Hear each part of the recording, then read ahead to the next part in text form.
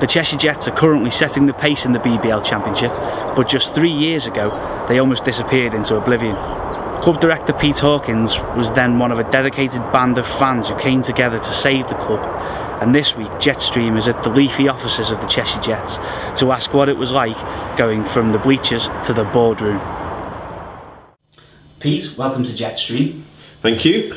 Now take us back to that day in 2007 when Mike Burton, effectively the father of the Jets, decided to retire and suddenly the club was facing extinction. What was that like? Yeah, well, I was purely a fan at that point, a season ticket holder with my family. There was 2 or 3 months of real doubt around the club as to what was going to happen. I was asked to get involved, which I was happy to do as a labour of love, and myself and Paul ran it in that way for a year or so. And it was at that point that we realised actually the business model is about community first and professional basketball second. And you had the support of the players at the time, but there was no big money backer until sort of the 11th hour.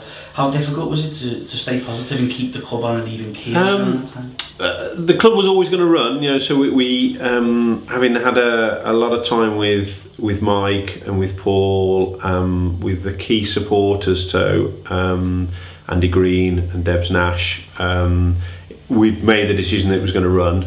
It was a case of how much we were going to have to fund it in that first year, and unfortunately we managed to persuade Big Stories to come on board for a couple of years, which certainly helped us in the infancy. And you rebuilt the club from the ground up, creating it around a thriving community programme. 3 years on, how is that decision paying off? So it's interesting, some people will see it as the tail's wagging the dog. So we all love professional basketball, we love the occasion, we love beating Newcastle Eagles by 1 point with 3 seconds to go. But that's all there as an engagement tool to make the community programme more effective, and whether that's at the softer end, teaching 9 and 10-year-olds how to eat healthily, or at the harder end, engaging with 20, 22-year-old lads who are within the criminal justice system. We're able to engage them because of the brand of professional sport, and that's why we do it. Mm-hmm.